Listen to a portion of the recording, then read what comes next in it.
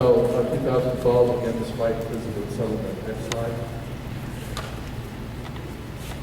General fund revenues and expenditures before transfers, again, showing the trend going up and staying in 2012 due to settlement. Next slide. Enterprise revenues and expenditures, again, this goes back to 2010 when I was telling you about taking that one-time adjustment. Special revenue expenditures. Special revenues is just another name accountants call for grants and awards. So here's our grant awards, and you can see that every year our revenues have been going up slightly, and so we've had a significant contribution from grants and revenues that Francis talked about earlier in terms of supporting services to the tribe. Distributions to members, if you look at 2010, 11, and 12, 12 you don't see it, but it's got that spike because of the 193 million settlement. But if we took that out, we had a distribution of about 20 million. So again, from 11, 10, and 12, it's been going up, and our expectation for 2013 is about 20 million as well. So I'll go into the findings. As I said, there's four findings, and I want to mention that our goal is to have 100% compliance and complete clean audit. And in that goal, so it's clear, it's going to mean we'll have a qualified opinion.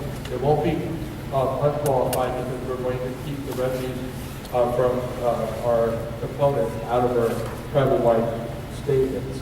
However, when we look at the four findings, we want those findings to go away.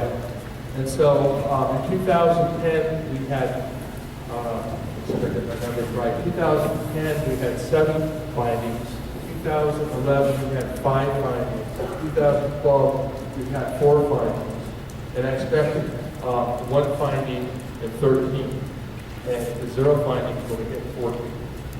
And that's kind of where I'm at right now in terms of our findings. So the first one deals with unrecorded liabilities, and let me explain what that means. When we owe money, it's a liability. And what happened in this case is we had a couple of big invoices that we didn't know we owed, so we didn't record that in the right period. And so we have some controls in place now to prevent that. Most of those big expenses that happened with one program, and then we had some litigation expenses that we didn't get in time. The other component was we did not record some of our capital assets.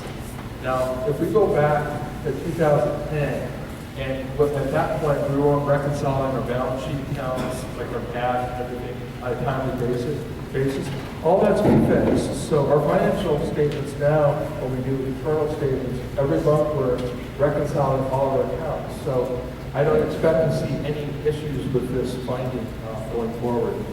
Next slide.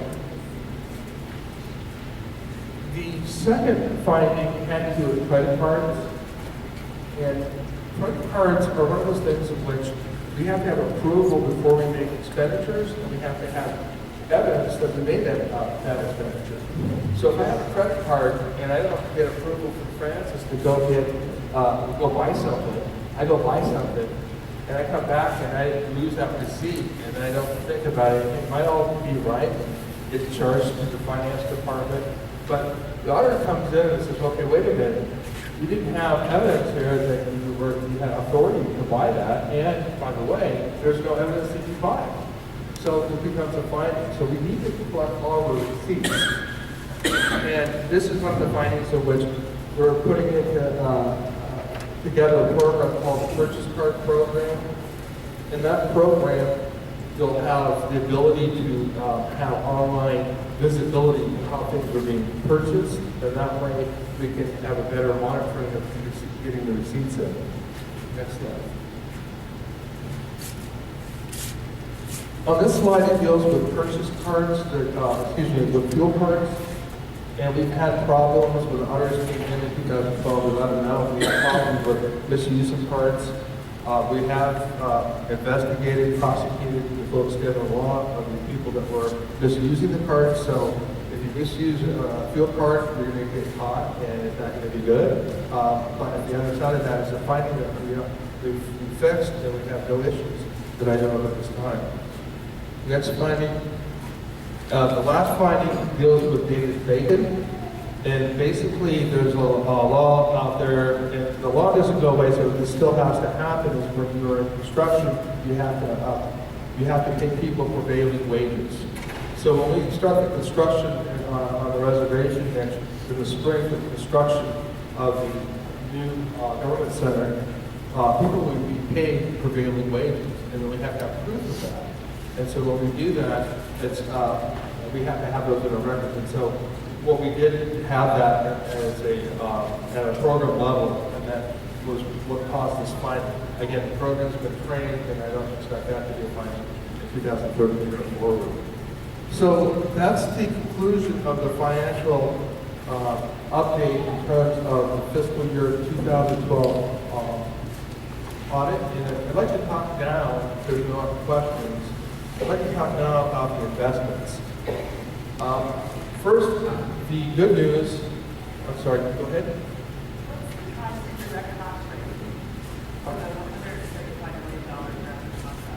Good question. The question is, what is the tribe's indirect cost rate? And I think you mentioned for the, maybe how does it apply to the government center? Is that what your question?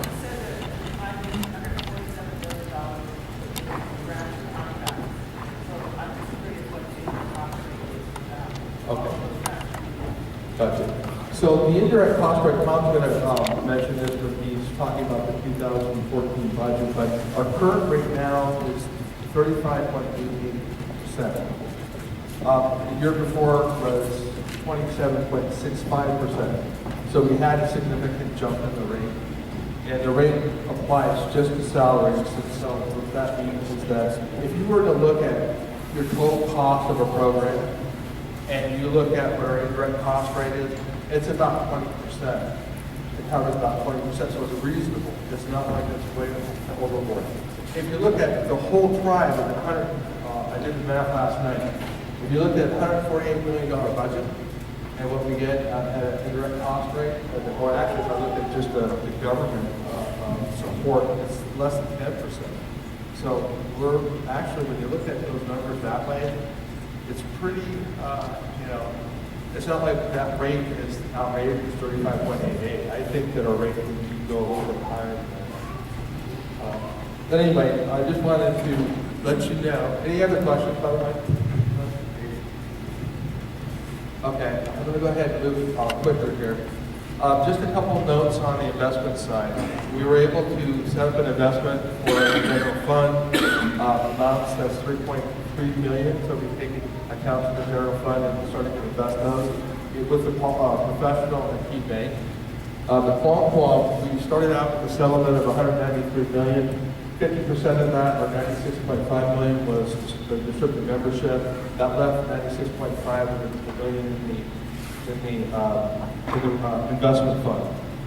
The investment fund then took $6.9 million out for distributions since the beginning of the fund as of September 30th, 2013. And where we spent those monies were in line with the disbursements were $6.9 million, and we spent those in mostly land acquisitions in accordance to the qualified fund. Next slide. I'll go ahead and skip most of this, but I just wanted to say on markets, basically there was a lot of uncertainty in the markets the last year. So if you look at the performance of our investment, we're not as good as I wanted them to be. But at the same time, the markets had a lot of uncertainty. And we'll actually post this on the website, so I'll go ahead and move this along. We'll go to the next slide. I'll go to the next slide on this as well. Go to the next one, and the next one. This right here is the qualified plan that shows the investments and how they were assigned. And basically, you can see this would get online, but it sets up the funds where you have the sustainable fund. Over here, and then you have the forest and restoration, land purchase, generations fund, language endowment, community development, and health and wellness fund. This shows the breakout of what's left in our main account. So we started everything in the main account, 78 million as of the end of September, and that 78 million will be dispersed out to other funds as the council moves through this process. Next slide. This slide shows a blended rate. So our target was 1.89%. Where we achieved our actual rate of return on the main account, that's the account of 78 million, was net of all fees. Our return was 0.91%. So again, given the volatility of the market or the uncertainty of the market, that isn't that bad in terms of I guess the positive note would be we made money, we didn't lose money in the first year in a very volatile market. Next slide. I'll go ahead and take you to the next slide. And here, what I wanted to show you, if you look at the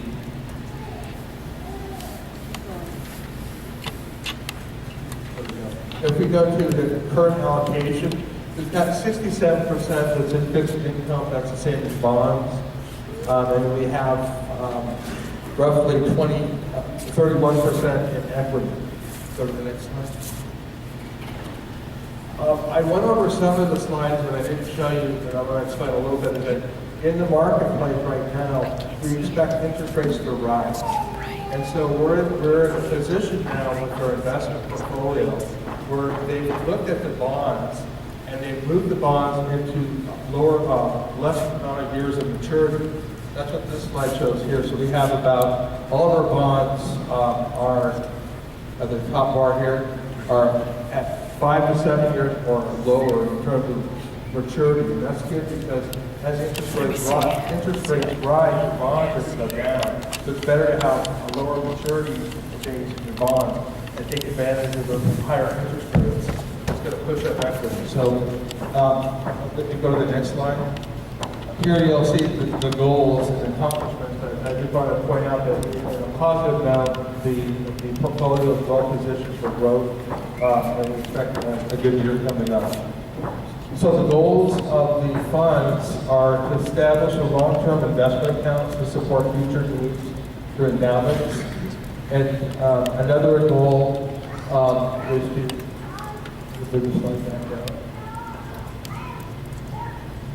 is to implement an investment program. That's what Billy was talking about, where we're actually funding some of these programs. In the fiscal year 14 budget, we have $726,000 to put toward these investments into the generation fund.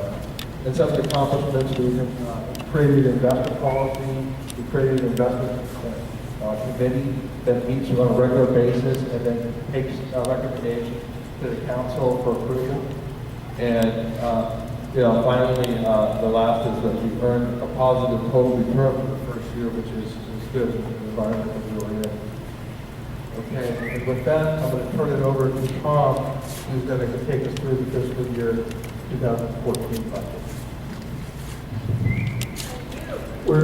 We have a section time for Q&A, and also these guys will be available then, and they'll be available at lunch for questions. We do have a lot of information we want to get out, so if we can hold those, I'd appreciate it, Gary. Yeah, it will be here. We'll make sure all of them stay. Thank you.